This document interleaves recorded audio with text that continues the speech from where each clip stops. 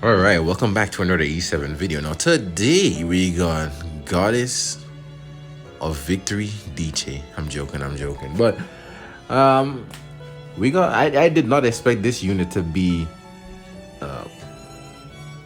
she was never on my mind as a unit that we are gonna get. A lot of people I thought we were getting a Politis for sure, maybe Kayron, and then we were saying maybe Light Strays, maybe Light Vildred. Because they did say one of the classics, so I was not expecting her.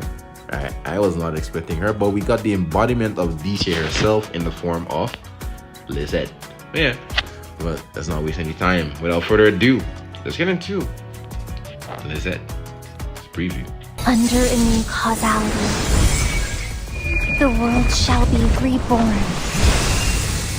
Alright, taking a look at her stats, she does have 830 HP, attack, 735 defense, which is pretty decent, right? Like, it's not a knight, but her defense is pretty good. 521 HP, right? And then no ER, no F, and she does have attack for the two bottom slots and self-imprint HP, 27% HP self-imprint, which should be purchasable by the shop, right? They did give us a code for the transmit stones. Do not spend them, please. If you're pulling for this unit, please save all your transmit stones so you can get her max dupe, right? You don't want to be that person, okay? So I'll leave the codes. There's a bunch of codes. I'll leave them down in the description if you want, right? But actually I'll put them in the description of all the videos that we made. But make sure you grab your gold transmits, right? And save them for her. Taking a look at her skill 2, Passive Devotion. Okay, at the start of the first battle, grants 4 divinity effects, and when an ally except for the caster dies, consumes 1 divinity to revive them as a fragment of life for 2 turns and increase combat readiness by up to 30%. Pretty good, right? Divinity, immune to debuffs. Okay, so it can be sealed, silence, block, all the shenanigans, no debuffs. And this is a unique effect, which means it lasts also in Notos's domain, right? And also Salome cannot really copy this, I don't think. Increases HP and defense. Remember, her defense is already pretty high, by 20%, and the effect increases by the number of stacks, which means she has 80% extra HP on top of whatever she has from her gear, alright? From her stats and gear, and 80% extra defense as well, which is translates to basically this is a really tanky character, and it's almost competing with Nodos's like HP pool when he's in domain, but she's outside of it. So yeah, good luck chunking down that girl, right? Good luck chunking down that girl, and not even mention if she's behind any kind of mitigation or anything like that, right?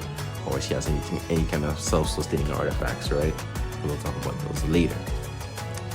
Now, Fragment of Life is a unique effect, again, which, as we see up here, revived as a Fragment of Life. Obviously, we're considering there is no anti-revive shenanigans going on, right? Becomes a Fragment of Life, and at the start of the second turn, returns to the original hero. Okay, now Fragment of Life, basically what she does, as you will see in the showcase, is when somebody dies, she puts them inside of a gem, or I guess I'll just say she puts them inside of a sky stone, right? And then if we look at the sky stone, the passive here, blessing from the Fragment of Life, immune to all buffs and debuffs, right? And nullifies all damage, destroyed when the caster dies. And again, I'm keep telling you guys, I have to keep pointing out how tanky this character is with her passive thing here. These crystals also have a skill that they will use, right, when they take their turns. And this skill here, part of the Fragment of Life, is an active skill called Purification. Alright, with Divine Light, increases combat readiness of all allies, including the crystals themselves. Remember, they already get a 30% CR push after they die, right? And then they push up again by 15, which also pushes up her, right? And recovers health proportional to the target's max health. Okay, which again, If this character has potential 80% extra HP and she's hitting like around the 50, maybe even 60k HP range, the amount of healing she's gonna get from that is ridiculous, right? So, yeah, that's good luck killing this girl. I don't think people will let you play this girl, honestly. I think she's a must pull, but nobody's gonna let you play her. Okay, taking a look at the skill 3. We're not done yet. Converge time. Okay, this thing has a 7 cooldown, 7 turn cooldown, by the way. Epic 7 turn cooldown. I'm joking. But reconstructs the world fully, recovering health of all allies and grants increased speed for 3 turns. When the caster is granted divinity, grants time reversal to all allies except for the caster and applies the same effect. Right? This skill is unaffected by cooldown increase and decrease effect, which means you cannot stop her. You cannot stop her with debuffs. You cannot stop her with resets. You can only try your hardest to kill her before everything happens, right? Try your hardest, right? Now, time reversal, obviously, this is the same thing that Wretched Rose has. Returns to the state after the start of battle, only applied in PvP. Right, so this thing resets the passives. It resets artifacts that trigger things like holy sacks, things like RB's passive, things like your immunity sets, your barrier sets, your process, anything like that. It just resets it. Obviously, yes, it doesn't work on things like book and stuff because that's like at the start of battle kind of thing. It's a weird way how it works, but anything that like needs a trigger and a cooldown, she will reset those things, right? That is the skill 3. Now, let's go talk about the skill 1, and then we will try to talk about why this thing all put together is kind of disgusting. All right, skill 1, active light source. Attacks the enemy with light and recovers health of all allies, right? Damage dealt and amount recovered increases proportional to the caster's max health. Again, her HP pool is massive. It could be potentially massive. You cannot wipe her team easily, right? But the real kicker here is the soul burn effect. Only for 10 souls. I think there should have been a 20 soul burn actually, but only for 10 souls, for the low price of 10 souls. Activate Afterglow instead of light source. Afterglow dispels 2 debuffs from an ally with divine energy and increases combat readiness by 30%. Remember, she already pushes up 30% from when if they die, right? So this is another 30% CR push. So if somebody dies and they push up 30 and they didn't cut, you can push them up again by another 30. If they are a fragment of life, reverts them to a hero and applies the same effect. So basically she puts them in the crystal. If somebody gets one shot, they go into the crystal, they get revived, they get a 30% CR push, and then if they didn't cut, they say it's a slow, like hard hitting nuker, right? They didn't cut, right?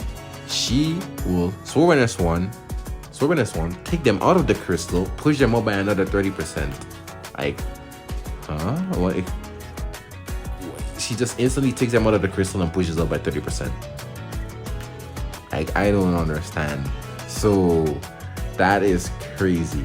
Now, when you put all of this stuff together, you have a unit that she stops her teammates from dying, right?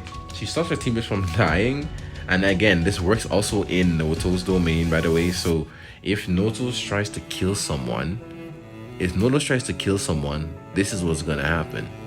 Especially if you're playing with revived units, things like RB, things like Holy Sack on an Estelle, or things like that. Or even like Ruel of Light, you can probably save Ruel from just, anybody you want, right? Any kind of squishy target as well. I think of any unit that can suffer inside of a Noto's domain, a Free Ren, a Emma Celine, a Tori, Biblis loses her fragrance stacks in there. anything that would kind of suffer inside of Noto's domain. If he tries to kill them, you can kind of save them and try to survive the round, and then just instantly just break as soon as you exit the domain. If Notos was unsuccessful in killing her, you can just reset everybody back to everything, full HP, full passive cooldowns, full everything, and then just go at it again. And if you're getting close to dying, because remember the crystals also get pushed up, and they also push her up by 15%. So let's say if Notos gets a chance to kill 2 people, that's a 30% CR push for her. So she can just decide to press S3 and revert everything back to the start of battle, resetting the revive passives, obviously. So Notos will kill RB again, but his passive got refreshed, so he will just boom, exit the domain, RB is back, and then we just brute force the Notos down. This unit does not feel balanced. This unit just feels absolutely disgusting. I do not think anyone is gonna let you play this girl, all right? Especially if they're giving you her with any kind of mitigation. If they give you her with Biblis, because obviously limited fragrance also is gonna increase her HP even further, right? Even further. And she's gonna get the healing. If you try to one-shot her, she's gonna get healed by Biblis and a barrier if you try to one-shot her.